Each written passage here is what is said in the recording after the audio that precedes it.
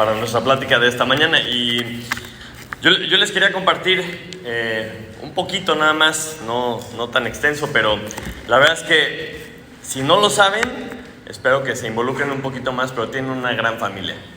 La verdad es que Dios nos ha dado una familia hermosa. Yo he tenido la oportunidad de ir a muchos viajes, entre comillas, misioneros, ¿verdad? Un chorro de viajes, de campamentos. Y yo creo que es la primera vez en mi vida que voy a un viaje de una semana con 14 personas y que no pasa nada. O sea, gloria a Dios, porque en verdad vimos su cuidado, vimos cómo, o sea, pudimos compartir el propósito. No hubo un sí, un no. O sea, estuvo espectacular. Y se los digo de corazón, nos he ido a varios y siempre regresas con alguna historia de terror. Katia, por la etapa en la que estábamos, no pudo ir a varios porque estaban los niños chiquitos y así. Y me decía, ay, a ver ahora qué pasa, ¿no? Así me decía, ¿no? Y regresé una vez con la cabeza abierta, otra vez explotaron las llantas, bueno, nos pararon en aduana, nos querían regresar. O sea, les puedo platicar N cantidad de experiencias, pero gracias a Dios en esta ocasión no pasó absolutamente nada. O sea, fue un viaje sin ningún tipo de percances. Y la verdad es que me impresionó mucho cómo íbamos en la carretera y cuidado porque hay una vaca, ¿no? O nos íbamos así comunicando, ¿no? De repente así de, órale, unas intermitentes, llanta, ¡wow! ¿No? O sea, pero gracias a Dios todo estuvo muy bien. Y ya como Víctor compartió un poquito el contexto de cómo, o sea, no es tanto cómo viven las personas que están allá, lo que me llevo, porque yo creo que hay necesidad en todo el mundo. Es diferente, claro, estar ahí, vivir y ver y oler y saludar a estas personas que tuvieron la oportunidad de ir. Pero yo me llevo el trabajo de nuestros amigos que están haciendo el ministerio allá. Están sirviendo a extraños, perfectos extraños que no conocen, y están viendo, o sea, su trabajo es crear estos pretextos, estas oportunidades para poder presentar el evangelio a personas que a lo mejor nunca vas a volver a ver, personas que en esa oportunidad que tuvieron los invitan a la iglesia. Fue una de las funciones que tuvimos, pues para ver si van, ¿no? Y a lo mejor yo, ¿no? Con mi pesimismo, con mi forma práctica de ser, digo, pues ¿para qué si no van a ir? ¿No? ¿O para qué si no van a poder estar aquí más de 6 meses? Muchos se regresan por temporadas, ¿verdad? Pero luego te das cuenta que quizás sea la única oportunidad que tengan en su vida de escuchar el evangelio de una forma clara, ¿no? De experimentar el amor de Dios, de alguien que se te acerque y te dice, no te preocupes, Dios te ama. Y veías que con eso que dices, ay, bueno, sí, Dios te ama, ¿no? Y lo acabo de decir, así, las lagrimitas se le salían. Y tú así de, qué bárbaro, a veces no nos damos cuenta de lo que tenemos.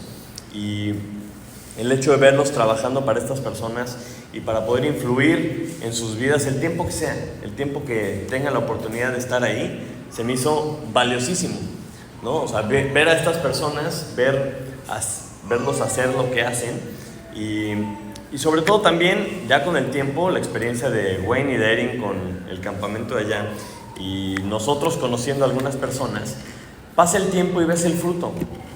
O sea, ves el fruto de su labor, ves el fruto de las oraciones, y la verdad es que te motiva, porque estás viendo lo que Dios está haciendo en las personas, y dices, o sea, qué buena onda, o sea, qué increíble es Dios, qué increíble cómo eso también nos anima a nosotros, y nos debe hacer pensar, bueno, ¿qué puede hacer Dios con nosotros? ¿Qué puede hacer Dios por medio de nosotros? Si Él está haciendo, ¿verdad?, estas obras, estas cosas, estas transformaciones, como decía Víctor, en estas personas, y decidieron en algún momento de su vida dedicar su vida a esto, me pongo a pensar qué podemos hacer también nosotros. Y efectivamente el pasaje que nos toca esta mañana habla de la fe de un par de personas, una fe espectacular, que se dejan guiar por Dios y llevan a la nación a tener una gran victoria en contra de los filisteos. Y vamos a desmenuzarlo como siempre en estos pasajes históricos para ver cómo la fe de ellos puede despertar el actuar de los demás, de las personas que están a su alrededor, y ver cómo algunas cosas nos pueden estorbar en ser parte de la obra que Dios tiene para nosotros y la obra a la que Dios nos ha llamado. Entonces, si tienen sus Biblias, acompáñenme, vamos a 1 Samuel, capítulo 14. Le pido a David que pase a leerlo, por favor. Está un poquito largo, es una historia, con paciencia. Gracias. Buen día, hermanos. ¿Ya están ahí? 1 Samuel 14, del 1 al 23. Dispongamos nuestro corazón para la palabra de hoy. Aconteció un día que Jonatán, hijo de Saúl, dijo a su criado que le traía las armas: ven y pasemos a la guarnición de los filisteos, que está de aquel lado. Y no lo hizo saber a su padre, y Saúl se hallaba al extremo de Gabá, debajo de un granado que hay en Migrón. Y la gente que estaba con él era como 600 hombres. Y Ahías, hijo de Ahitob, hermano de Icabod, hijo de Finés, hijo de Elí, sacerdote de Jehová en Silo, llevaba el efod, y no sabía el pueblo que Jonatán se hubiese ido. Y entre los desfiladeros por donde Jonatán procuraba pasar a la guarnición de los filisteos, había un peñasco agudo de un lado y otro del otro lado. El uno se llamaba Bosés y el otro Sene. Uno de los peñascos estaba situado al norte hacia Micmas y el otro al sur hacia Gabá. Dijo pues Jonatán a su paje de armas: ven, pasemos a la guarnición de estos incircuncisos, quizá haga algo Jehová por nosotros, pues no es difícil para Jehová salvar con muchos o con pocos. Y su paje de armas respondió: haz todo lo que tienes en tu corazón. Ve pues, aquí estoy contigo a tu voluntad. Dijo entonces Jonatán: vamos a pasar a esos hombres y nos mostraremos a ellos. Si nos dijeren así: esperad hasta que lleguemos a vosotros, entonces nos estaremos en nuestro lugar y no subiremos a ellos. Mas si nos dijeren así: subid a nosotros, entonces subiremos, porque Jehová los ha entregado a nuestra mano, y esto nos será por señal. Se mostraron pues ambos a la guarnición de los filisteos, y los filisteos dijeron: he aquí los hebreos que salen de las cavernas donde se habían escondido.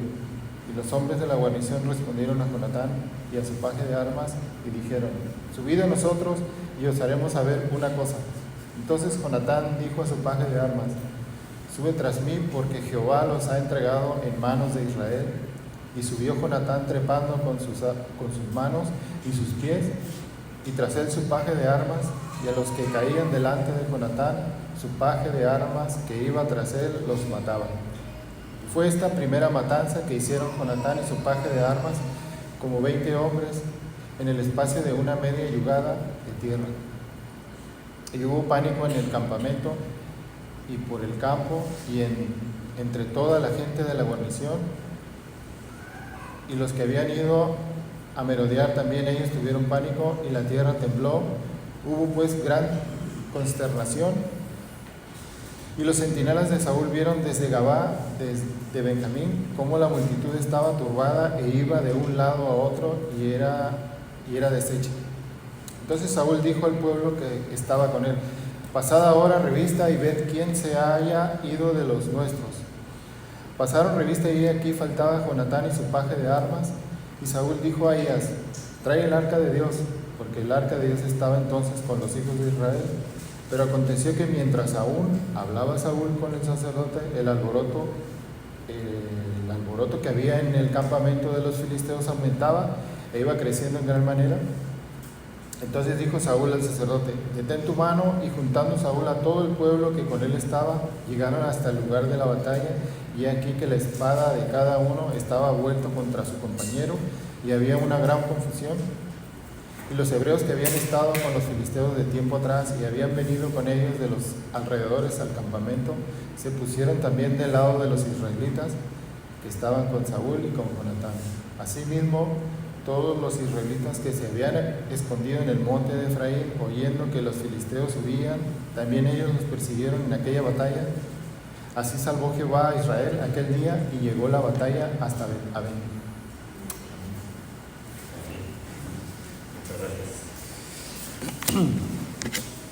Acompáñenme a orar. Padre Santo, te damos muchas gracias esta mañana por el poder estar aquí nuevamente, Señor. Te damos gracias por esta familia, te damos gracias por esta iglesia. Te damos gracias porque tenemos un día más de vida, Señor. Un día más en el que podemos ponernos delante de ti, exponernos a tu palabra, Señor.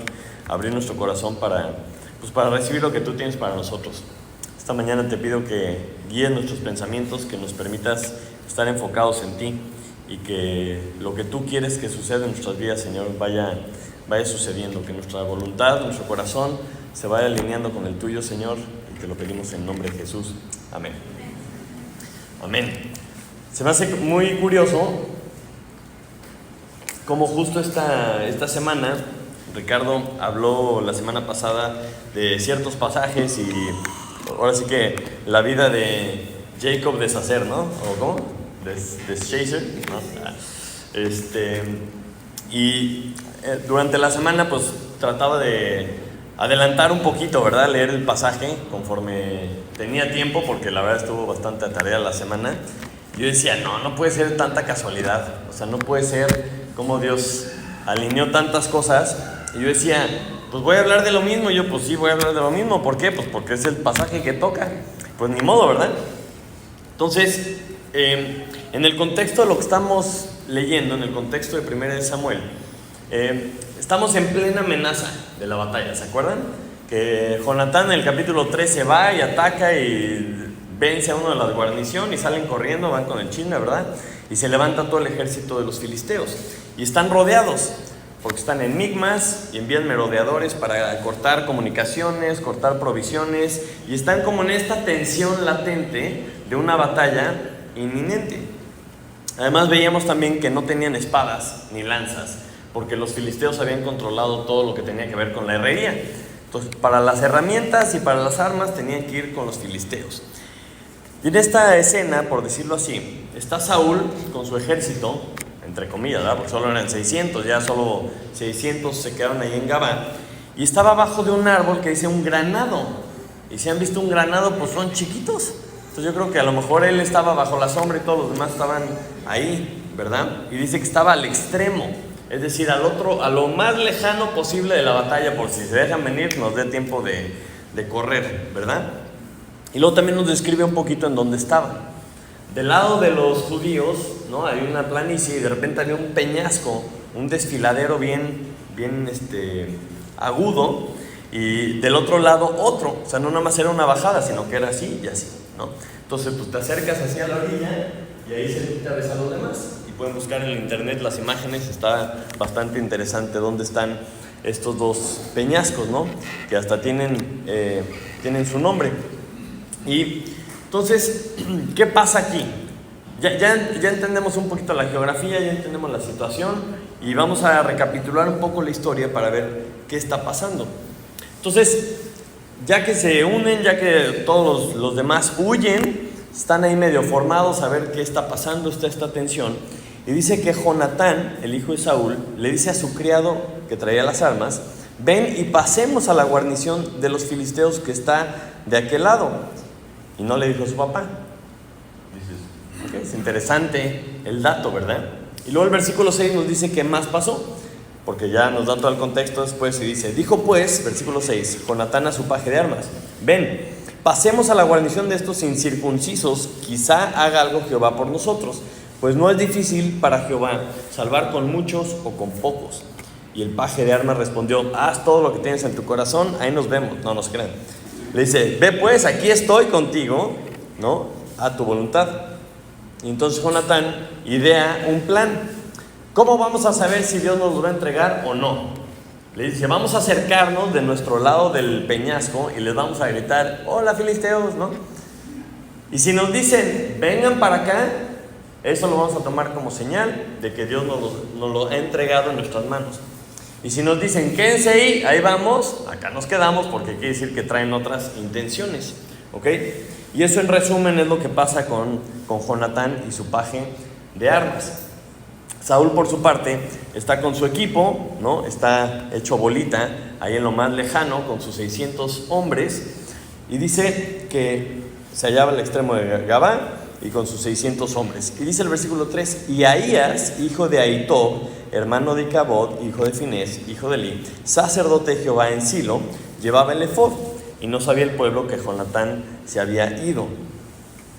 Y más adelante en el 16, ya que se arma el alboroto, ya que empieza el pleito Jonatán, dice que los centinelas de Saúl vieron desde Gabá de Benjamín cómo la multitud estaba turbada e iba de un lado a otro, y era deshecha, o sea, se estaba deshaciendo la multitud, la formación militar estaba en un desorden ahí. Entonces Saúl dijo al pueblo que estaba con él: pasad ahora revista y vamos a averiguar quién fue, quién falta de los nuestros. Hacen revista y resulta que no estaba Jonatán y su paje.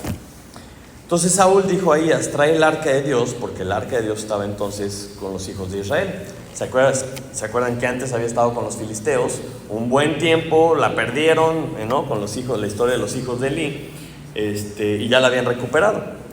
Entonces le dice: trae el arca. Pero mientras estaba hablando Saúl con el sacerdote, el alboroto que había en el campamento de los filisteos aumentaba, iba creciendo en gran manera. Entonces le dijo Saúl al sacerdote: detén tu mano, espérate, vamos a ver qué hacemos. Entonces juntó Saúl a todo el pueblo que con él estaba, y llegaron hasta el lugar de la batalla, y he aquí que la espada de cada uno estaba vuelta contra su compañero, y había una gran confusión. Entonces vemos lo que está haciendo Jonatán, vemos la reacción y como la confusión que traía Saúl, vemos a los filisteos, ¿no?, hechos un relajo, y podemos ver cuál es el resultado de estas acciones de Jonatán. Primero el versículo 13 nos dice que trepando con manos y pies, se imaginan trepando a Jonatán con su paje de armas, ¿no? Y dice que los que caían delante de Jonatán, su paje de armas los remataba, ¿no? Acuérdense que nada más él tenía espada, ¿no? Saúl y Jonatán eran los únicos de todo Israel que tenían espada. Entonces me imagino que el paje, pues no sé, traía un bat o algo y así les daba y ¿no? Entonces iba Jonatán así peleando. Y dice: fue esta primera matanza que hicieron Jonatán y su paje de armas, como 20 hombres en el espacio de una media yugada de tierra. Entonces esta guarnición es la que estaba hasta el frente, estaban más cerca, ¿no?, del peñasco, y estaban ahí como monitoreando, ¿verdad? Y el ejército estaba atrás en Micmas. Y ya después que ven esto, dice el versículo 21, que los hebreos que habían estado con los filisteos de tiempo atrás y habían venido con ellos de los alrededores al campamento, se pusieron también del lado de los israelitas que estaban con Saúl y con Jonatán. Asimismo, todos los israelitas que estaban escondidos en el monte de Efraín, oyendo que los filisteos huían, también ellos los persiguieron en aquella batalla. Así salvó Jehová a Israel aquel día, y llegó la batalla hasta Bet-Aven. Entonces, en el contexto de esta historia, pues está padrísimo cómo Jonatán toma la iniciativa, pide una señal de Dios, Dios se la confirma y se lanza, ¿no? Y empieza a vencer, porque pues yo no me imagino esas batallas, uno con una espada y otro con algo más, contra 20, y se los echan y empiezan a pasar ciertas cosas. Todo el mundo se empieza a estresar, porque es ilógico que estos 600 ataquen un ejército tan grande como el de los filisteos, que decía que era como la arena del mar. Y dices: ¿qué está pasando? O sea, algo está pasando, ¿no? Entonces como que la confusión empieza a subir el polvo, me imagino ahí del pleito, y de repente dice que la tierra tembló. Y dices: ok, algo está pasando, ¿no? O sea, viene un ejército más grande, ¿por qué está temblando? ¿Qué está pasando? Dios está de su lado. Entonces en la confusión se empiezan a matar entre ellos, y pues se une el ejército de Israel y tienen una gran victoria. Entonces, históricamente pues podemos dejarlo ahí y decir: pues qué buena historia, ¿no? Está padre, qué valentía, etcétera, etcétera. Pero tenemos que ponernos siempre nosotros en el pasaje y decir: a ver, ¿qué podemos aprender nosotros? Lo primero que debemos entender es cuál es la batalla. O sea, ¿cuál es nuestra batalla? O sea, Jonatán tenía la actitud correcta y trae la misma actitud que el capítulo anterior, el capítulo 13, que dice el versículo 3: y Jonatán atacó a la guarnición de los filisteos que había en el collado, y lo oyeron los filisteos, ¿no? Y ya se armó todo el relajo que estamos leyendo. Pero él trae la misma actitud: atacar a los filisteos, porque eran los enemigos de Dios, eran los enemigos del plan de Dios. entiende su época, entiende el plan de Dios, entiende el contexto, entiende quién es Dios y dice, estos son los enemigos, atacarlos. Entonces, ¿cuál es nuestra batalla? Porque a lo mejor decimos, bueno, es que pues, yo no sé cuál es mi batalla. Pues vamos a empezar por ahí. Efesios 6:12. Váyanlo buscando, Efesios 6:12.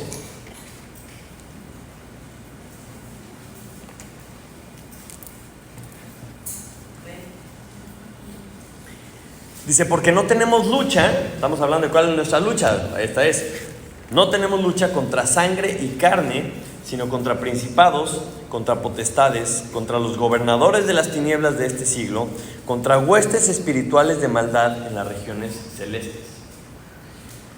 Entonces la primera pregunta es, ¿sí entiendes cuál es nuestra lucha? ¿Sí entiendes que nuestra lucha es una lucha espiritual? Entonces, si es una lucha espiritual, por lógica, toda la estrategia debe ser espiritual. El ataque debe ser espiritual. La defensa debe ser espiritual, porque es una lucha espiritual.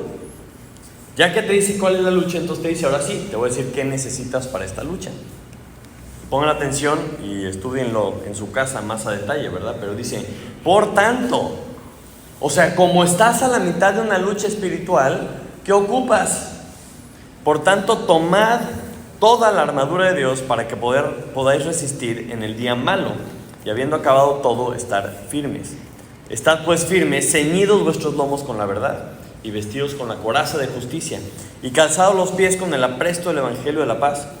Sobre todo, tomad el escudo de la fe, con que podáis apagar todos los dardos de fuego del maligno, y tomad el yelmo de la salvación y la espada del Espíritu, que es la palabra de Dios, orando en todo tiempo, con toda oración y súplica, en el Espíritu, y velando en ello, con toda perseverancia y súplica, por todos los santos. Y ahora sí, regresamos en la ilustración a lo que está diciendo Pablo, y dice, y por mí, porque como es una lucha espiritual, y se tienen que poner todo esto, y yo también le estoy pidiendo que oren por mí, a fin de que al abrir mi boca me sea dada palabra para dar a conocer con denuedo el misterio del Evangelio, por el cual soy embajador en cadenas, que con denuedo hable de él como debo hablar. Entonces, cuando entendemos esto, dices, ok, yo quiero estar en la batalla, entiendo que soy parte de la batalla, entonces tengo que equiparme con esto. Si estás haciendo algo que no está aquí, no estás luchando la batalla espiritual, estás haciendo otra cosa, ¿no? Puedes estar haciendo muchas cosas, pero no tiene nada que ver con la batalla espiritual, ¿ok? A veces pensamos que la batalla es otra cosa. A veces creemos que así como Jonatán, Dios le dio la victoria, a mí también Dios me va a dar la oportunidad de vencer a mis enemigos. Pregunta, ¿quiénes son tus enemigos? No, es que mi jefe, ¿no? Está poseído por el maligno, ¿verdad? No, es que los delincuentes, o sea, ve cómo está el mundo, ve cómo está el país. No, es que el gobierno, ¿no? Veníamos en el camino a Santa Rosalía. Es que no puede ser, el gobierno, y todo está mal. Es que mi esposo, o es que mi esposa.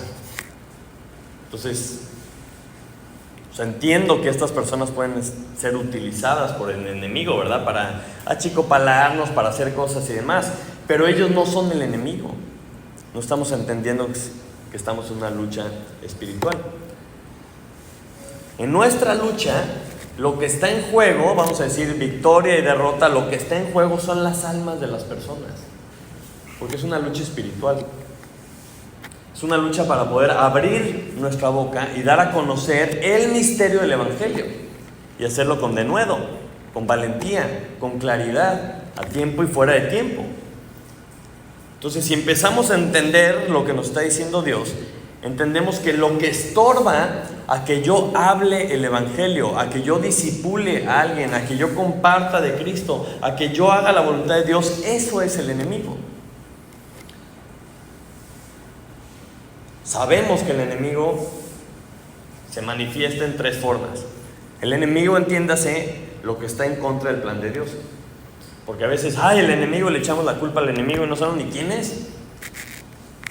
Pero es la carne, nuestra carne, nuestra comodidad, nuestra flojera, nuestra felicidad, lo que nosotros buscamos para nosotros mismos. Es un enemigo en contra de abrir nuestra boca para conocer, dar a conocer el misterio del Evangelio. El mundo mismo, el sistema del mundo, ya lo hablamos hace 2 semanas. El mundo mismo es un enemigo, un adversario en contra de que se conozca la luz de Jesús. Y obviamente Satanás y sus huestes. Entonces, cuando estamos hablando del enemigo, hay que saber de qué estamos hablando. Y no es que sea uno u otro, es que son los 3. ¿No? Si tú ves al ejército de los filisteos, pues estaban los carros, estaban los de a caballo, estaban los merodeadores, estaban los que empezaron a rodear, o sea, es todo el ejército. No puedes decir, no, yo nada más voy a preocuparme por esto, ¿no? Tienes que estar atento ante los 3 enemigos. Entonces, la siguiente vez que tú estés luchando, piensa si estás luchando, si estás peleando con algo que es en tu contra, en contra de lo que tú quieres, en contra de tus sueños, en contra de tu felicidad, o si en realidad estás luchando algo que va en contra del plan de Dios. Porque si es algo que va en contra del plan de Dios, muchas veces tú mismo eres el enemigo. Tú mismo estás estorbando. Entonces, el entender la lucha como Jonatán y como su paje es fundamental, ¿no? O sea, si no estás luchando contra el aire, estás luchando contra algo que no es el enemigo. Entonces, una vez que tienes claro cuál es la batalla, lo que sigue es, bueno, ¿cuál es tu actitud ante esta batalla? ¿Cómo enfrentas la batalla? ¿No? Como les acabo de decir, que muchas veces estamos luchando la batalla equivocada, ¿no? O a lo mejor no entendemos ni siquiera de qué se trata la batalla en la que estamos. Y Saúl es un buen ejemplo. Saúl es un buen ejemplo de alguien que no entiende lo que está pasando. O sea, está rodeado completamente por un ejército que lo numera, o sea, lo rebasa más o menos 10 o 100 a 1, ¿no? 600 contra todo el ejército. Y él estaba viendo los números de los filisteos, creo que sí son muchos, ¿no? Nosotros somos 600, y estaba en la sombrita, ¿verdad? Lo más lejos de la lucha, porque pues no vaya a ser. Pero lo que él estaba haciendo no tenía nada que ver con lo que Dios le había dicho. La lucha que él estaba haciendo no se parecía para nada a lo que Dios le había dicho. Y eso lo hemos visto muchas veces. Pero Dios le había dicho que nadie le iba a poder hacer frente a Israel, porque Dios iba a pelear sus batallas, ¿se acuerdan? Entonces él está formado con el ejército y está aquí como mordiéndose las uñas y está preocupado. Y lo ves en contraste con Jonatán, que dice, pues a Dios no es difícil con muchos o con pocos, porque él es el que nos va a dar la batalla, y digo la victoria. Entonces, analizando un poco a Saúl, vamos a ver algunas cosas que identificamos de su actitud y pensar, a lo mejor nosotros tenemos esta misma actitud, porque claramente sabía que estaba en una batalla, claramente sabía que ahí estaba el enemigo, pero lo primero que vemos es que está lejos, lo más lejos posible, bajo la sombra, y podemos ver esto así como, pues no sé si estaba buscando comodidad, no se está preparando para la batalla, no está ahí, no lo vemos con una actitud de ataque, sino de echado para atrás un poquito, ¿verdad? Entonces, si nos alejamos, a lo mejor se nos olvida que estamos en la batalla, ¿no? Si me echo más para acá y volteo para acá, no voy a ver el ejército de los filisteos, pero pues eso no cambia el hecho de que ahí estaban. Entonces, si tú no defiendes, si tú no atacas, simplemente lo que estás haciendo es que le estás cediendo la iniciativa al enemigo. Y empiezas a ver, bueno, pues a ver, que ellos den el primer paso. Y tú así de, pues qué mala actitud, ¿no? Estás esperando que el enemigo ataque, pues abusado. En segundo lugar dice que estaba con Ahías, hijo de Ahitob, hermano de Icabod, hijo de Finés, hijo de Elí, sacerdote de Jehová, y llevaba el efod. Todo esto se ve muy espiritual. Ay, Saúl, mira, viene caminando, ¿verdad? Con el sacerdote de Jehová y trae el efod. Y dices, a ver, pausa. ¿Sí se acuerdan la historia de Elí? Vamos a refrescar la memoria un poquito. 1 Samuel 2. 1 Samuel 2, versículo 27.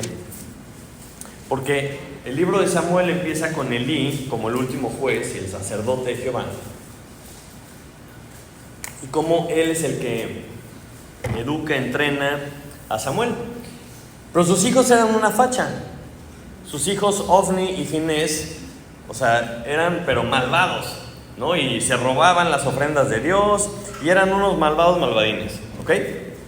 Entonces el versículo 27 del capítulo 2 dice que vino un varón de Dios a Elí y le dijo: así ha dicho Jehová, ¿no me manifesté yo claramente a la casa de tu padre cuando estaban en Egipto, en la casa de Faraón?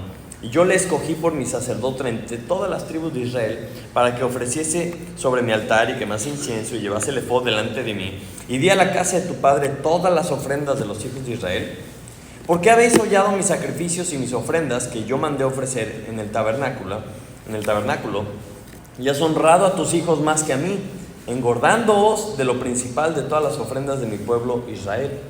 Por tanto, dice Jehová, Dios de Israel, dice: yo había dicho que tu casa y la casa de tu padre andarían delante de mí perpetuamente, mas ahora ha dicho Jehová: nunca yo tal haga, porque yo honraré a los que me honran, y a los que me desprecian serán tenidos en poco. Y le dice qué es lo que va a pasar con sus hijos, que vemos más adelante en el capítulo 3, versículo 11. Llegan a la batalla y se aparecen con el arca de Jehová. Los filisteos los derrotan, se llevan el arca, matan a sus hijos, a los hijos de Elí. Y dice: y Jehová dijo a Samuel: he aquí, haré yo una cosa en Israel, que a quien la oyere le retiñirán ambos oídos, cuando Dios se lo manifiesta a Samuel. Aquel día yo cumpliré contra Elí todas las cosas que ha dicho sobre su casa, desde el principio hasta el fin. Y vemos más adelante cómo los filisteos capturan el arca y se mueren los dos hijos y se muere Elí mismo, porque llegan y le dicen, ¿no?, que tus hijos se murieron en la batalla, y de la impresión cuando le dicen que se roban el arca se cae para atrás y se desnuca. Y el capítulo 4, versículo 20 dice: y al tiempo que moría la nuera de Elí, le decía que los que estaban junto a ella: no tengas temor, porque has dado a luz un hijo. Mas ella no respondió ni se dio por entendida. Y llamó al niño Icabod, diciendo: traspasada es la gloria de Israel, por haber sido tomada el arca de Dios, y por la muerte de su suegro y de su marido. Entonces regresamos al capítulo 14, lo que estamos leyendo. Y Saúl, el capítulo anterior, si se acuerdan, Dios lo desecha. Le dice: tu reino será quitado y será pasado a uno que sea conforme al corazón de Dios, ¿se acuerdan? Y lo primero que vemos en la siguiente batalla es que Saúl se junta con la casa desechada, con la casa que había sido desechada. Hace una alianza con el bisnieto de Elí, el sobrino. Ahí viene toda la explicación. Hermano de Icabod, Icabod que nació cuando se murió su mamá, hijo de Finés, hijo de Elí. Entonces el bisnieto de Elí, y llega como sacerdote de Jehová, siendo que ya lo habían desechado, no escuchar lo que Dios dice, y se presenta con el efod. Entonces dices: qué chistoso cambio, porque en la vida de Saúl la voluntad de Dios siempre se le había manifestado a Samuel, ¿se acuerdan? Y ahora dice: bueno, Samuel ya me rechazó, voy a buscar una alternativa. Y casualmente se presenta con este sacerdote desechado. Y luego se empieza a poner así la batalla, y él, como pues el rey, ¿verdad?, como el general del ejército, dice: a ver, vamos a poner las pilas, trae el efod, vamos a consultar a Jehová. O bueno, mejor tráete el arca. Dices: ¿otra vez? Otra vez, ¿verdad? Le dice: trae el arca, como su abuelo. ¿Se acuerdan que Ofni y Finés fueron los que llevaron el arca a la batalla y pensaron que iban a ganar porque traían el arca? Y dices: otra vez cayeron en la misma seguridad falsa. Regresaron a reducir a Dios a un amuleto. Y dice: Saúl, ¿qué estás haciendo, no? O sea, porque está tratando de hacer algo que no tiene nada que ver con Dios. Una falsa seguridad, agarrándose de la presencia de un sacerdote rechazado, o de volver a caer en los mismos errores de traer el arca. Saúl, puras apariencias y poca obediencia real. Y ni siquiera escucha a Dios, porque en el versículo 18 le dice: trae el arca de Dios, porque el arca de Dios estaba con ellos. Pero aconteció que mientras aún hablaba Saúl con el sacerdote, el alboroto que había en el campamento de los filisteos aumentaba e iba creciendo en gran manera. Entonces dijo Saúl al sacerdote: detén tu mano. Entonces, ¿qué está haciendo Saúl? O sea, ¿consulta a Dios o no? A ver, traigan el arca, a ver, chinchampú, si vamos o no vamos, ¿no? Y dices: qué barbaridad. Entonces, muestra una persona que no está con Dios. Ya había sido rechazado y se empieza a juntar con gente rechazada y regresa a Dios a un amuleto. Y como vamos a ver a lo largo de la vida de Saúl, eran puras apariencias y nada de realidad. No había una obediencia real. Entonces acompáñenme a Mateo, capítulo 23.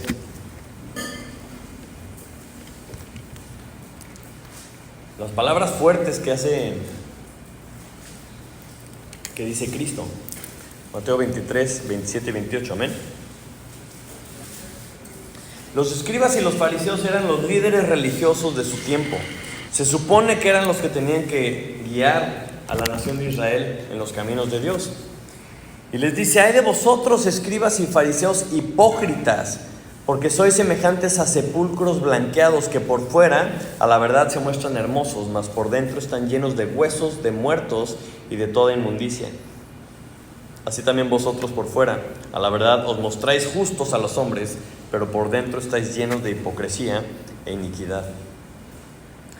Cuando vemos la religiosidad de Saúl, ¿no?, que por fuera otra vez se ve muy bien, quiere verse muy bien, vestido como rey, con su espada, con el sacerdote al lado, y empieza a decir: traigan el arca, como si fuera la voluntad de Dios. En contraste vemos la fe de Jonatán, sin protocolos, sin rollos, ¿verdad?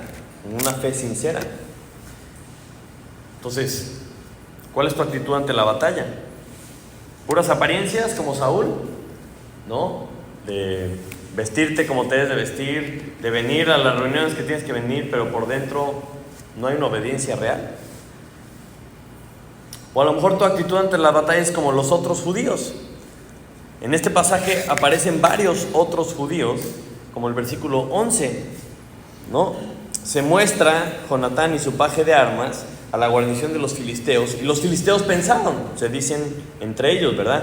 He aquí los hebreos que salen de las cavernas donde se habían escondido. ¿Sí se acuerdan, no?, de los que se fueron a esconder en las cavernas?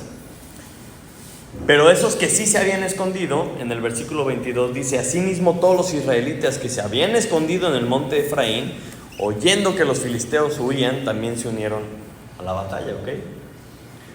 Entonces, cuando está la batalla, estas personas entienden que son más fuertes, y su opción es: vamos a huir, vamos a escondernos, porque están, controlados por el temor. Y si tienes la oportunidad de ver algún documental de cómo era la geografía por aquella región, te lo recomiendo, porque cuando dices, pues, ¿cómo vivían en cavernas? Pero ves las cavernas de la zona y dices: ah, no, pues sí me imagino aquí a los 400 hombres con David en una caverna, porque estaban enormes. Pero entonces, imagínate decir: ahí está la batalla, tengo la opción de pelear con mi nación, o mejor me escondo, y que escojas mejor esconderte. Tómate un segundo para imaginarte cómo es vivir en una caverna en el desierto, ¿no? Así de, esta esquinita es el baño, esta esquinita es la cocina, ¿verdad? No sé qué están comiendo, ¿no? Abundancia de comida en las cavernas no creo que haya. Pero escogen eso antes de salir y pelear la batalla que Dios se supone que iba a ganar. Entonces, cuando tú entiendes la batalla, tú haces tu parte. Entiendes que Dios es el que gana, como Jonatán. Quizá Dios nos dé una victoria, pero obviamente no voy a ser yo, son demasiados, hasta físicamente es imposible. Cuando tú entiendes la batalla y entiendes la armadura de Dios, analízala parte por parte, y básicamente lo único que tú haces es ponértela. No te dice fabrica una espada, o no te dice fabrica un casco, te dice póntelo, ponte el casco de la salvación, ponte el cinturón de la verdad. Ya está, ahí está, nada más lo único que tienes que hacer es ponértela. Entonces, cuando habla de perseverar, cuando habla de orar, cuando habla de conocer la verdad como la espada, ¿verdad?, el escudo de la fe, pues tienes que tener fe para que te proteja. Si no haces todo lo que dice la armadura y tu opción es, pues mejor me escondo porque mis rodillas están chocando, ¿verdad?, porque estoy temblando de miedo. Mira lo que dice la Biblia. Porque el escudo de la fe, y hablábamos de la fe en el viaje, ¿verdad?, que es creer lo que Dios dice. Y la pregunta es, ¿crees lo que Dios dice o no? Acompáñame a 2 Timoteo 1:7.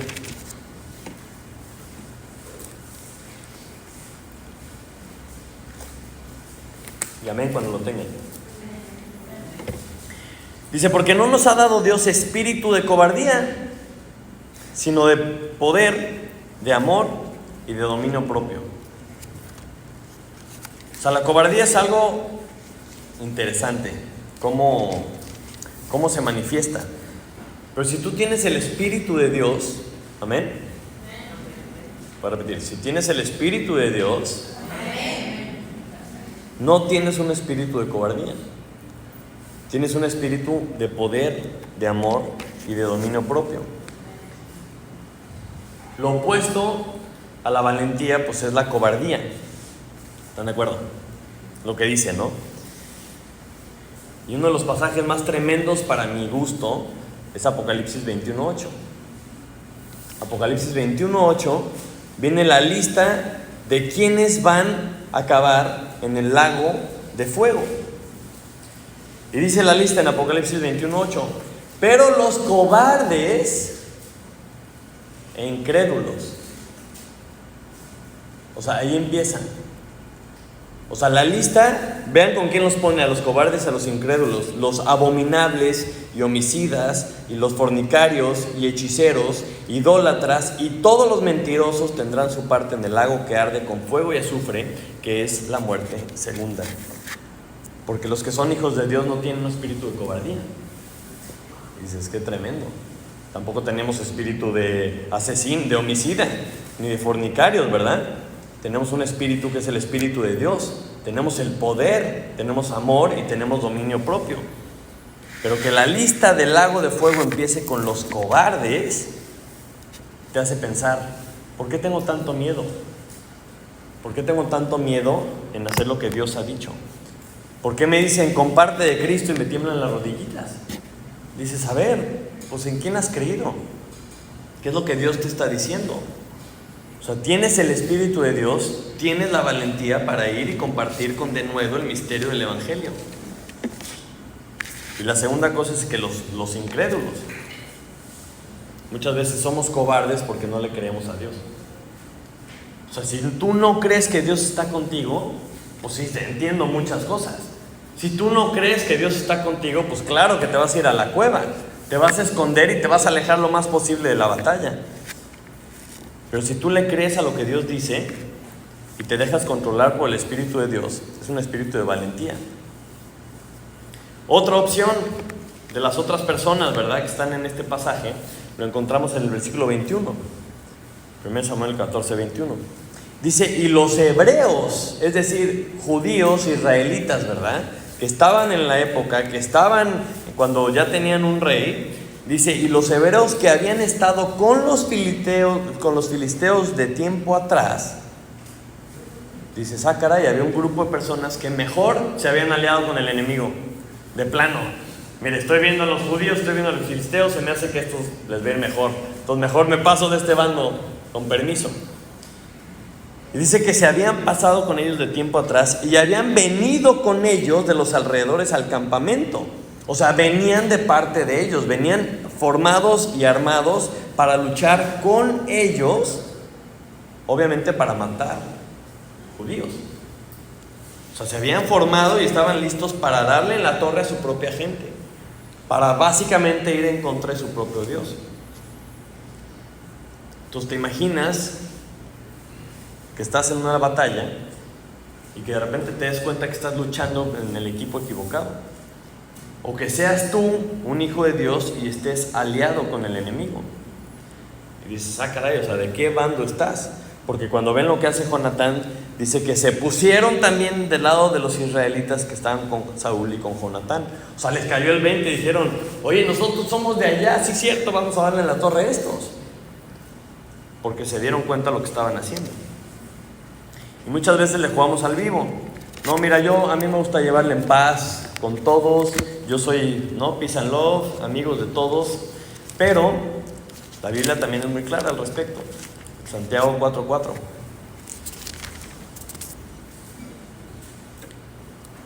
Amén. Dice, oh almas adúlteras, ¿no sabéis que la amistad del mundo es enemistad contra Dios? Cualquiera pues que quiere ser amigo del mundo se constituye enemigo de Dios. En pocas palabras, no hay nada inocente en querer ser amigo del mundo. ¿Se acuerdan que vimos los 3 enemigos? No puedes ser amigo del enemigo porque te constituyes enemigo de Dios. Y como dice Mateo 6:24, no puedes servir a 2 amos. No puedes servir a 2 amos porque vas a quedar mal con uno. Pues con ese espíritu de valentía tienes que decidir de qué bando estás, de qué bando vas a luchar. ¿Quién es el enemigo? Pues si vas a luchar, pues tienes que saber contra quién vas. Porque si no, pues pasa lo que ellos, ¿verdad? Se empezaron a dar entre ellos, empezaron a matarse entre ellos. Entonces, con la actitud hacia la batalla de Saúl, de los escondidos, de los que se aliaron con los enemigos, contrasta espectacularmente con Jonatán, con la fe que tenía. Porque la confianza que él tenía para animarse a atacar a estos filisteos era porque él estaba seguro y estaba confiado en quién es Dios. Porque dice, para Dios no es difícil salvar con muchos o con pocos. O sea, no depende de mí, no depende de mi paje, no depende de que tengamos espadas o no. O sea, si Dios quiere, vamos a ganar. Y él muestra una proactividad de decir, ahí están ellos, acá estamos nosotros, de Dios es la victoria, pues vamos contra estos incircuncisos. Eso no está diciéndolo de una forma despectiva, sino que está diciendo estos que van en contra del plan de Dios. Y él creía lo que Dios había dicho. Él creía que Dios era capaz de derrotar a quien sea. Vamos a refrescar la memoria en Levítico 26, 7 y 8.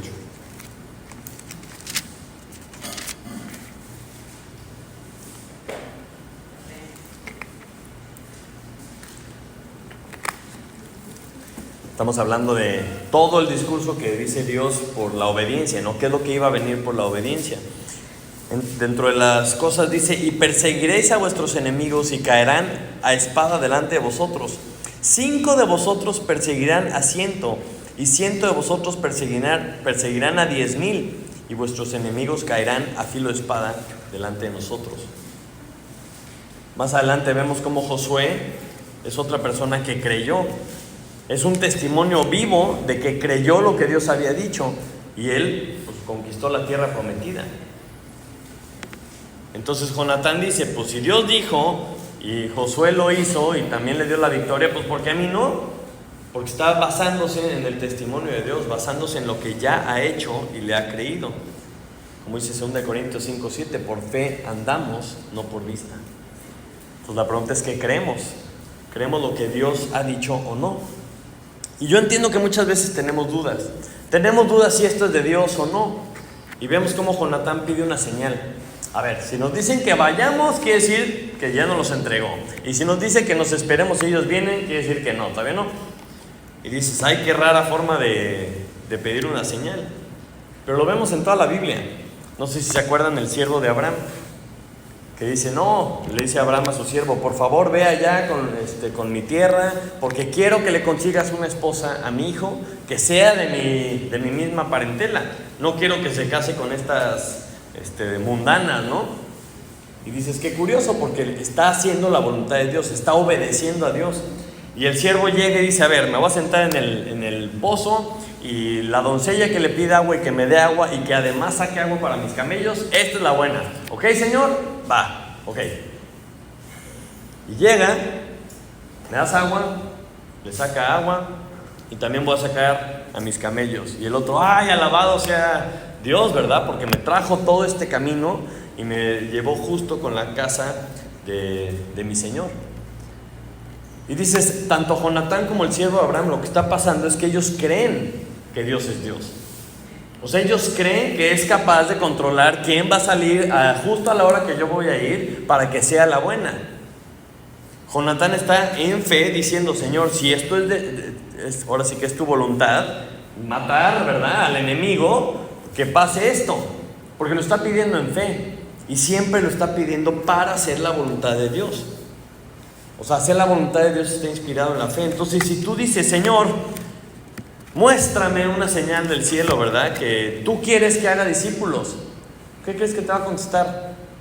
No, era broma. Todo lo que puse en la Biblia era broma. No, claro que no. Pero eso no es lo que importa, porque aquí está escrito. Lo que importa es que tú lo creas. Y si tú necesitas que Dios te lo confirme, pues pídele que te lo confirme. Ay, Señor, ayuda a mi incredulidad. O sea, ¿sí tengo que hacer esto? No, sí. No, Señor, pero es que en serio, sí. Gedeón, ya. ¿Se acuerdan la prueba de Gedeón? Que amanezca el rocío y en el cuadrito no. Y que amanezca el cuadrito mojado y todo lo demás no. Bueno, ya una vez que Dios te lo confirma, pues ahora sí adelante. Ya que Dios te lo confirma, pues entonces ponte las pilas. ¿Qué te está frenando a hacer lo que Dios te está diciendo? Y otro detalle muy curioso de Jonatán es que se rodea de personas con la misma fe. O sea, el paje le dijo, sí, vamos, haz lo que tú quieras. O sea, haz lo que está en tu voluntad y yo voy contigo. ¿Te imaginas la locura de ir con un cuate contra un ejército? Así de, no, sí, vas, ¿no? Vas. O sea, tiene que haber creído. Y por eso lo anima, lo apoya.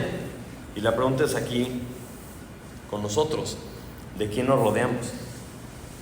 O sea, Saúl, como rechazado, se junta con otros rechazados y están jugando ahí el reino, ¿no? Con el sacerdote y toda la religiosidad, las apariencias. Pero Jonatán se junta con otro que también le cree a Dios. Y los dos se empujan a hacer la voluntad de Dios. Y ya para ir terminando, podemos ver el resultado de las acciones. Podemos ver el resultado de lo que sucede aquí. Cuando Jonatán, Dios le confirma que sí es su voluntad que vaya, trepa, ¿no? Manos y pies, y se deja ir contra la guarnición de los filisteos. Y empieza a matar, y empieza a haber pánico en el enemigo. Se empiezan a estresar, se empiezan a confundir. Dice, la palabra significa que se empezó a derretir el ejército, que es todo lo opuesto a estar firme, ¿no? Piensen en algo de hierro y piensen en una gelatina, ¿no? Así, derritiéndose, así se estaba derritiendo el ejército. Y luego Dios empieza a actuar porque además tiembla. Y dices, bueno, tiembla todo el tiempo. Sí, bueno, pero qué casualidad que tembló exactamente en ese momento. Así como tembló cuando Cristo murió. Todos dijeron, se me hace que este sí era el Hijo de Dios. ¿Qué es más grande el milagro? ¿Que tiemble o que tiemble en el momento exacto, verdad? Y empieza a haber un pánico. Y entonces la fe de Jonatán empieza a despertar a los demás. Los que estaban en las cuevas escondidos temblando ven lo que Dios estaba haciendo y se unen. Las personas que estaban del otro bando dicen, oye, estábamos mal, y se unen a la batalla. Saúl y su ejército, con toda la religiosidad y todo, se unen también a la batalla. Y pareciera que nuestra fe o nuestra falta de fe puede acelerar o frenar el actuar de Dios. Veíamos en el taller que Dios escogió utilizar a la iglesia. ¿Por qué? Pues no sé, luego le preguntan. Pero Él escogió obrar por medio de la iglesia. Y si somos el cuerpo de Cristo, tenemos que entender que Dios va a obrar por medio de nosotros. Tú piensas en ese ejército y dices, ay, pues hubiera estado más fácil que cayera fuego del cielo y ya. ¿O no? O que se abriera la tierra y se los tragara a todos. O sea, ¿por qué se espera hasta que alguien dé el primer paso? Hasta que alguien cree, ¿no? Y dices, ah, caray, a lo mejor se me hace que por ahí va la cosa. O sea, lo increíble no es cómo trepó o el tamaño de su espada, ¿verdad? O su paje, que era Bruce Lee, no. Lo increíble es su fe, que le creyeron a Dios, porque la fe es la clave. Y una vez que le crees, bueno, ahora sí, haz tu parte. Valiente, esforzado, trepa el peñasco y ataca. Apoyado por su paje, ¿verdad? Y eso es lo increíble, que cuando alguien hace lo que Dios dice, cuando alguien le cree a lo que Dios dice, animas a los demás. Y eso en gran parte era el propósito del viaje, como dice Cano. O sea, lo tienes que ver. lo tienes que presenciar para poder entender a qué sabe. Y me acuerdo un consejo que me decía mi papá. Me decía, pon atención. Y dice, ve donde Dios está trabajando y únete. O sea, ve donde Dios está trabajando y únete. Y luego con el paso de los años, y yo ya leyendo la Biblia, yo ya creciendo, yo ya creyéndole más a Dios, siempre me preguntaba, bueno, ¿quién empieza? O sea, ¿quién es el que empieza? Porque mi papá me decía que viera donde Dios estaba trabajando y me uniera. Y decía, bueno, pero ¿quién empieza? O sea, ¿quién es ese Jonatán que arranca, no? Y con el tiempo he visto que cuando eres la persona indicada, Dios te puede usar para empezar algo. Pero siempre lo importante es que Dios sea el que lo está haciendo. Porque Él, ahora sí que Él es el dueño del plan. Entonces, ¿estoy o no estoy? ¿Estoy siendo parte del plan o no? ¿Estoy apoyando a que la batalla avance o soy de los que están escondidos? Pablo le dice a Timoteo que debe ser ejemplo, porque todos somos ejemplo. Todos los que estamos aquí somos ejemplo. De nosotros depende en gran manera si va a ser un buen ejemplo o un mal ejemplo. Mira, no le hagas como Saúl, ¿verdad? Y eres un gran ejemplo de cómo no hacer las cosas. Pero la Biblia nos dice que seamos buenos ejemplos. Y debemos exponernos unos a otros, nuestras vidas, ¿verdad? Para que nos inspiren otros y poder inspirar a otros. Y Dios te puede usar. La pregunta que tú te tienes que hacer es, ¿Dios me puede usar o no? Entonces esta mañana, ya para terminar, culpo a Víctor. Quiero que se pregunten, o sea, ¿con quién te identificas más? De los personajes que vimos hoy, ¿con quién te identificas más? A lo mejor eres de esos que vivían en, pues no sé, a lo mejor en Sidón, que ni sabían que había una guerra, ¿no? Ah, caray, yo no sabía ni siquiera que había una guerra. ¿De qué se trata o qué? Yo no sabía que había dos bandos. O sea, yo no sabía que solo hay dos opciones. Pero esta lucha es por tu alma. Y la Biblia nos dice que solamente hay dos familias: la familia de Dios o la familia del diablo. Y Dios quiere que seas parte de su familia.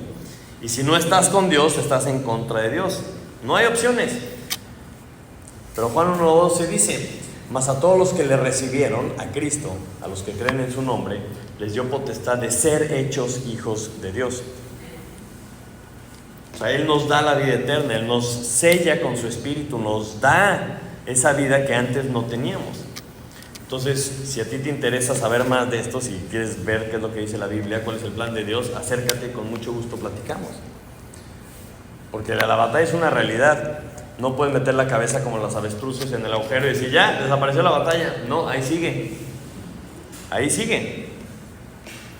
O a lo mejor eres de los que dicen, sí sé, pero mientras más lejos esté yo, mejor. Para eso están los soldados. Para eso están los valientes. No es así.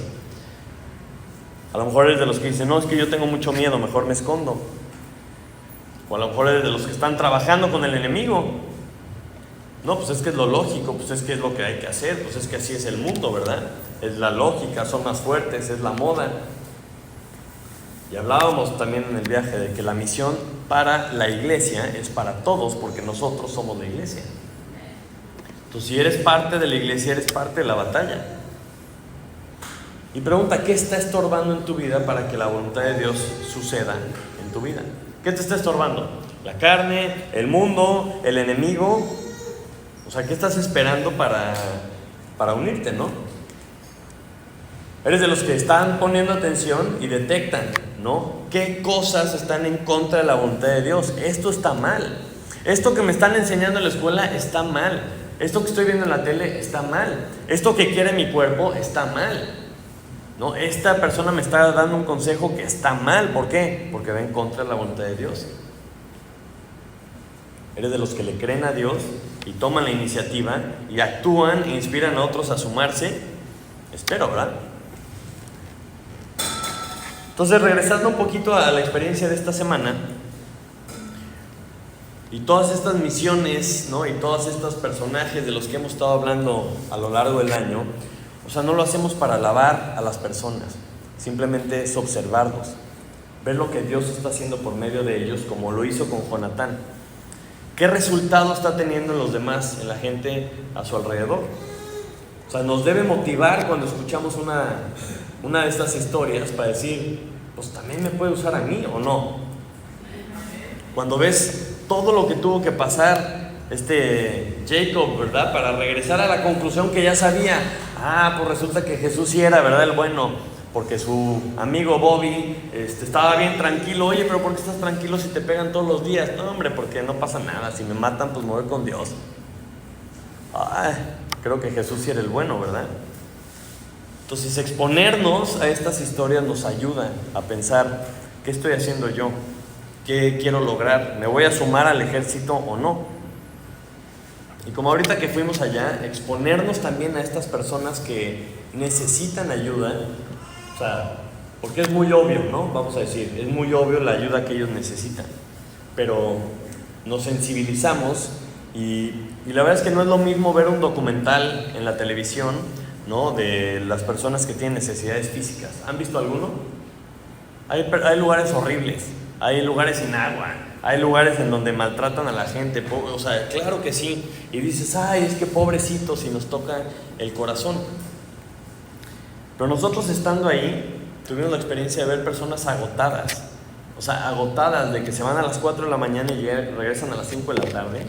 Tuvimos la oportunidad, o sea, de darles la mano y sentir su mano y decir, o sea, verdes, así completamente verdes de todo el día piscar, ¿no? Con químicos y oliendo raro por todo lo que le echan a las verduras, ¿no?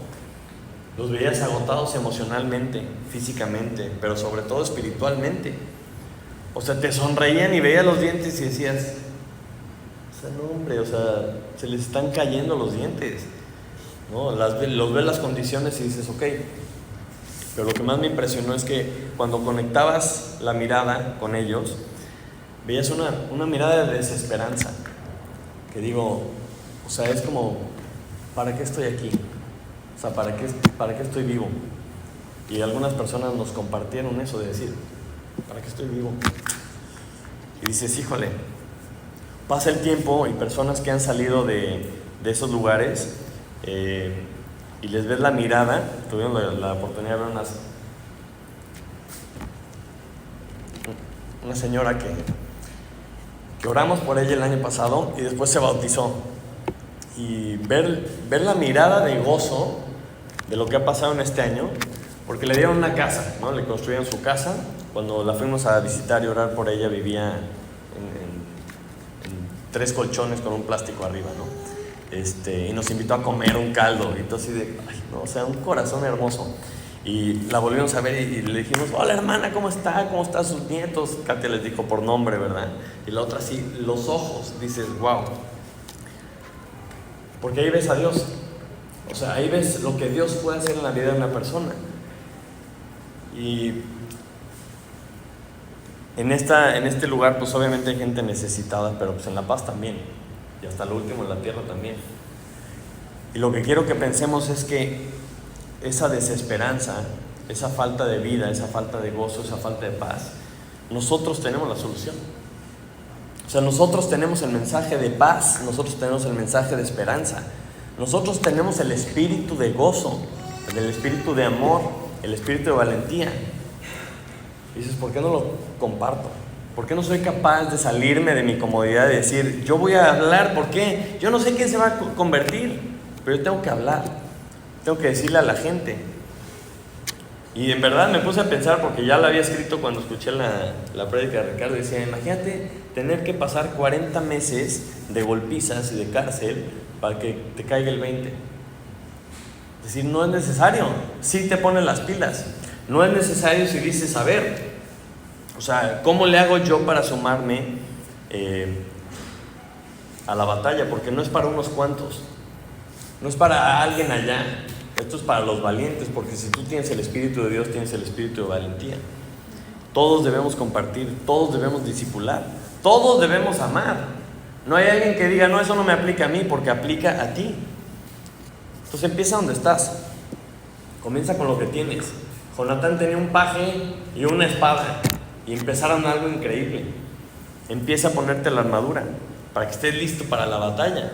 O sea, como decía acá, no, sé valiente, sé esforzado, haz tu parte, ¿no? Para cuando te des cuenta que hay algo, ¿no? O hay alguien que necesita de Dios, cuando identifiques algo que esté estorbando la voluntad de Dios, puedes entrar en acción y puedes hacer lo que te corresponde. Yo creo que todos nos vamos a sorprender con lo que Dios va a hacer. Con este pasaje, con poca o mucha experiencia que tenemos, nos podemos dar cuenta que Dios está con los que creen en Él, pero actúa con los que le obedecen. Vamos a orar. Padre Santo, te damos gracias por tu palabra. Te damos gracias por la oportunidad que nos das de escucharla, de leerla libremente, Señor, de no tener que pasar tantas cosas a veces, Señor, para simplemente leerla. Te pido por favor que tú sigas obrando, Señor, en nuestras vidas, que nos sigas dando lo que necesitamos para esta batalla, Señor, en la que estamos, y que no nos escondamos, Señor, no nos alejemos, mucho menos nos unamos con el enemigo, Señor, sino que estemos listos y dispuestos a servirte, Señor, a entregarte nuestra vida, a quitar los estorbos. Padre, despierta en nosotros un amor por el prójimo, para entender que esta batalla es por las almas, Señor, por la salvación, por la vida eterna. Y nosotros tenemos eso que necesitamos compartir, que es tu mensaje de salvación. Tenemos a Cristo, Señor, y tú dices que estás con nosotros todos los días hasta el fin del mundo, Señor. Te pido que lo creamos y que nos lancemos a la batalla con esa fe, que hagamos nuestra parte, que nos pongamos toda la armadura de Dios, Señor. Si es orar, si es perseverar, si es estudiar tu palabra, Señor. Todo eso, Señor, para poder abrir la boca y compartir con denuedo el mensaje del Evangelio. Te lo pedimos en el nombre de Jesús.